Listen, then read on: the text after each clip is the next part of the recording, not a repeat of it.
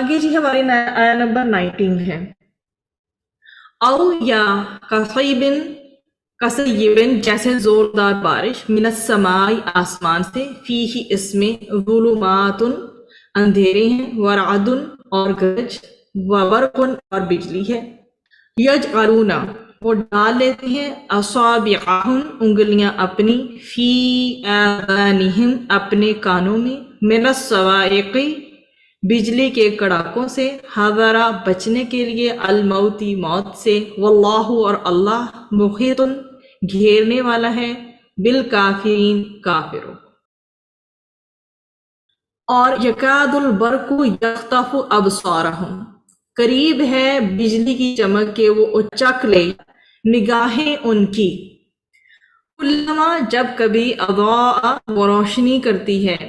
لہم ان کے لیے، مشو وہ چل پڑتے ہیں، فیہ اس میں، وَإِذَا اور جب وہ اندھیرا کر دیتی ہے، علیہم ان پر وہ کھڑے ہو جاتے ہیں، لو اور اگر چاہے اللہ لذہب وہ لی جائے، بسمعہم کان ان کے،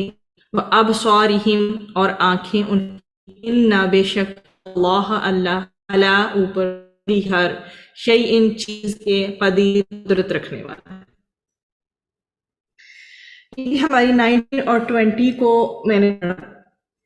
اس میں یہ بتایا گیا ہے کہ ان کی مثال ایسی ہے جیسے آسمان سے زور کا مطلب بارش یا پانی برس رہی ہو،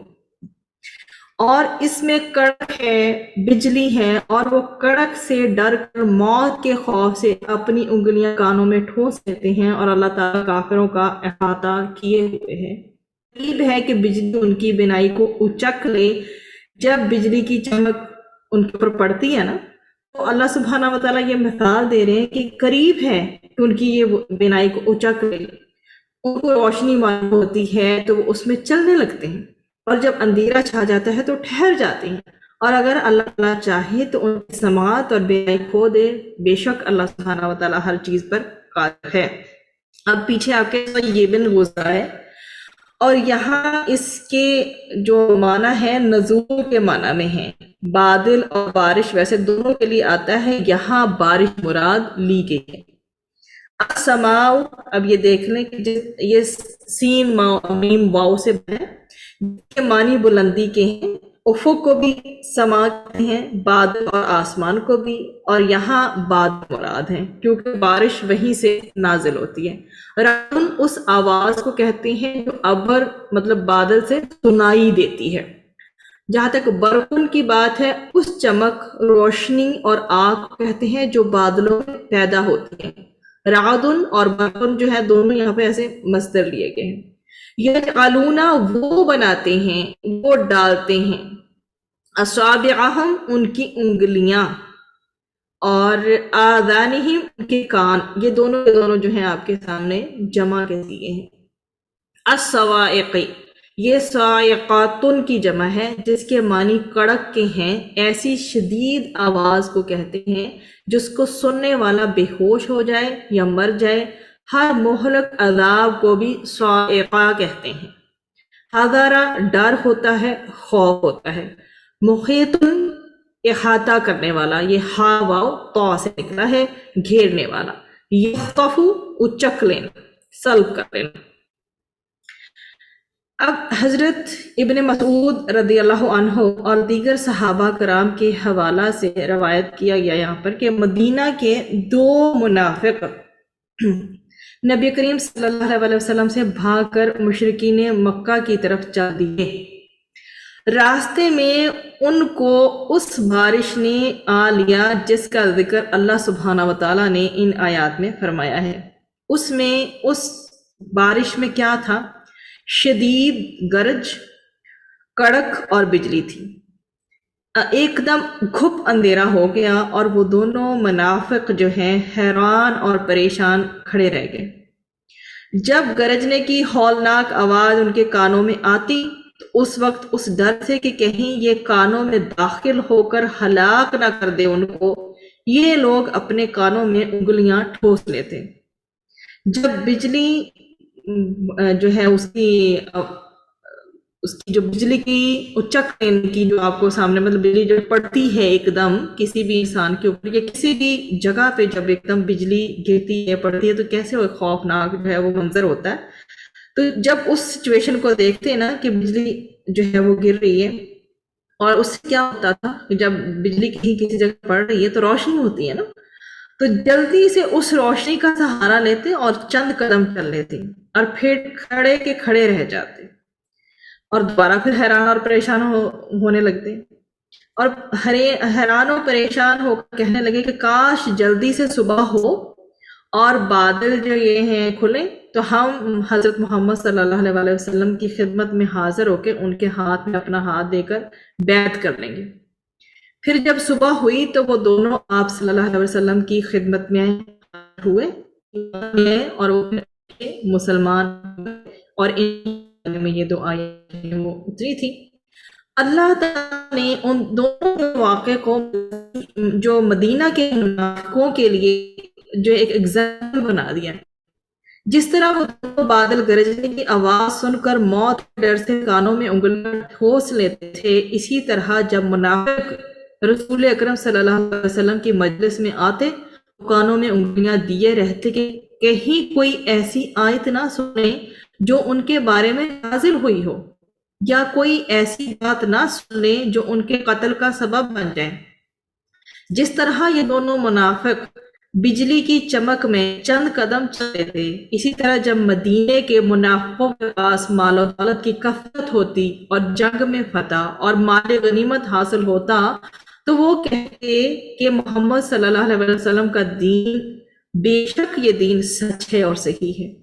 اور اس پر قائم رہتے. اور جب ان کے اموال اور اولاد میں سے کسی کے حوالے سے بھی کوئی جو ہے تنگی کا سامنا آ جاتا, کوئی مصیبت آ جاتی,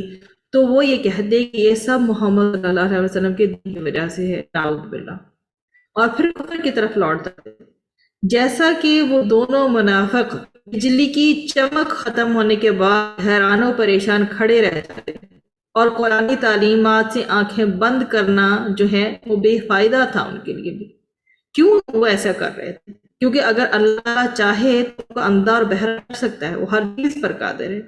اسی طرح پھر مزید اسی میں ڈیٹیل مل رہی ہے, وہ یہ کہ قیامت کے روز کئی قسم کے لوگ ہوں گے. خالص مومن ہوں گے جن کا ذکر پہلی 4 آیتوں میں ہوا, جو ہم الحمدللہ اس کا مطالعہ کر کے آ چکے. پھر خالص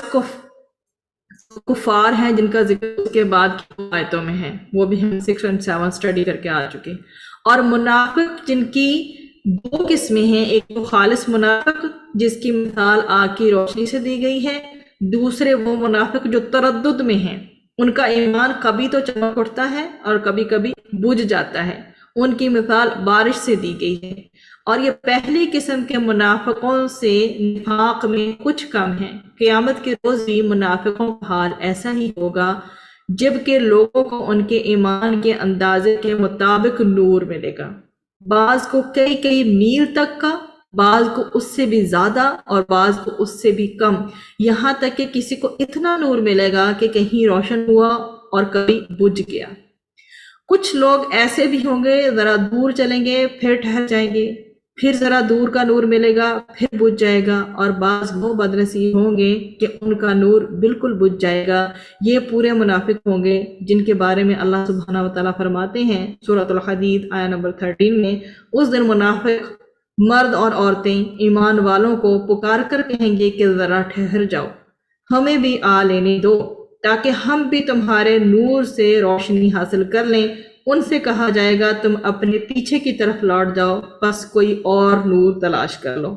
اور مومنوں کے بارے میں اللہ سبحانہ وتعالیٰ کا کیا خوبصورت ارشاد ہے کہ اس دن قیامت کے دن تو دیکھے گا کہ مومن مردوں اور مومن عورتوں کا نور ان کی آگے آگے ان کی داہنی طرف دوڑتا چلا آتا ہوگا.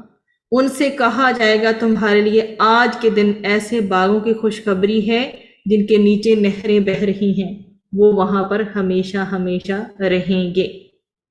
اللہ سبحانہ وتعالیٰ سورۃ التحریم میں آیہ نمبر 8 کے ترجمہ میں بیان کرتی ہوں, صرف وقت کی کمی کے باعث میں آیات نہیں پڑھ رہی. اس دن اللہ سبحانہ وتعالیٰ جو ہے رسوا نہ کرے گا کسی کو بھی, نبی صلی اللہ علیہ وسلم کو اور ان لوگوں کو جو اس کے ساتھ ایمان لائے. ان کا نور ان کے آگے ان کے دائیں طرف دوڑ رہا ہوگا، وہ کہیں گے اے ہمارے پروردگار ہمارے لیے ہمارے نور کو پورا فرما دے اور ہمیں بخش دے، بے شک ہر چیز پر قادر ہے۔ سورۃ تحریم نمبر 8۔ حضرت عبداللہ بن مسعود رضی اللہ عنہ سے مروی ہے کہ لوگوں کو ان کے اعمال کے مطابق جو ہے نور ملے گا، جس کی روشنی میں وہ پل صراط سے گزریں گے۔